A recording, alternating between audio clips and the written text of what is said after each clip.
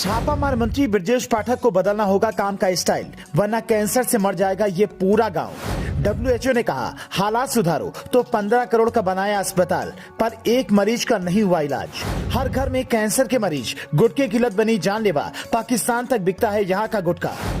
जहां के स्वास्थ्य मंत्री ब्रजेश पाठक की तरह मेहनती और ईमानदार हों, वहां के एक गांव में घर घर कैंसर के मरीज हों और उन्हें स्वास्थ्य सुविधाएं नहीं मिल रही हों, सुनकर अजीब लगता है, लेकिन ये हकीकत है। हमने ये रिपोर्ट भी आपको इसलिए दिखाने का फैसला किया है ताकि मंत्री जी अपने काम का स्टाइल थोड़ा बदलें। दरअसल यूपी के मैनपुरी में एक गाँव पड़ता है ललूपुर, जहाँ की आबादी करीब 2000 है। वहाँ की सकरी गलियों में जब राम नाम सत्य है बोलते हुए लोग गुजरते हैं तो सामने वाले बिना पूछे समझ जाते हैं कि इस व्यक्ति की मौत कैंसर से हुई होगी।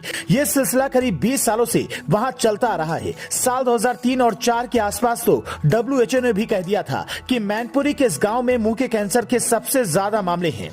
जब अधिकारियों ने जानकारी जुटाई तो पता चला कि यहाँ पर मैनपुरी नाम की तंबाकू बिकती है जो सबसे ज्यादा घातक है।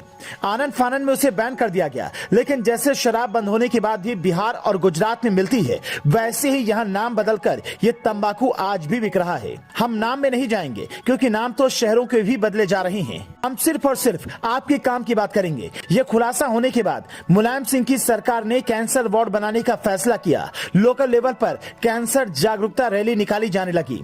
मुलायम सिंह की सरकार में इसके लिए 7 करोड़ रुपए जारी हुए। उसके बाद मायावती आई तो 5 साल बाद फिर 6.5 करोड़ जारी किया गया। अब वार्ड बनकर तैयार था, बस इसे शुरू करवाना था, लेकिन किसी ने फीता नहीं काटा। उसकी वजह सब लोग अलग अलग बताते हैं, लेकिन जब अखिलेश यादव मुख्यमंत्री थे तो मशीनों की मरम्मत के लिए 1 करोड़ और दे दिया गया, लेकिन नतीजा वही ढाक के 3 पात। जिसको भी कैंसर होता या तो वो दिल्ली भागता या भोपाल। अपने ही घर के बगल में कैंसर वार्ड तो बना था, मशीनें तो रखी थी, लेकिन वो किसी काम की नहीं थी।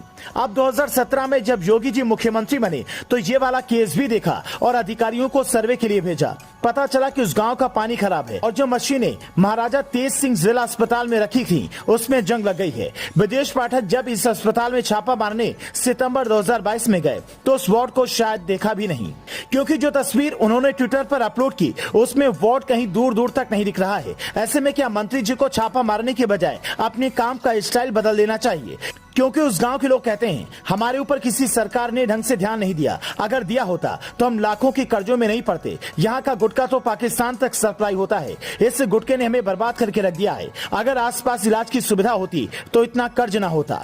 आमतौर पर अधिकारी या मंत्री जो भी छापा मारते हैं वो लाइन में लगते हैं, रजिस्टर देखते हैं, साफ सफाई देखते हैं, मरीजों से बात करते हैं और लौट कर चले जाते हैं। इससे होता क्या है, कुछ दिनों तक अधिकारी खौफ में होता है। आप टीवी में चमकते हैं और फिर वही पुराना ढर्रा शुरू हो जाता है। ऐसे में ब्रजेश पाठक को छापेमारी के साथ साथ पुराने रिकॉर्ड खंगालकर अधिकारियों को भी तलब करना चाहिए, ताकि ये पता चले कि पैसा देने के बावजूद भी वार्ड शुरू क्यों नहीं हुआ। मैनपुरी की जनता ने डिंपल भाभी को अभी चुनाव भी जिताया है। ऐसे में उन्हें और स्थानीय विधायक को भी इस पर ध्यान देना चाहिए। Bureau report, news flash.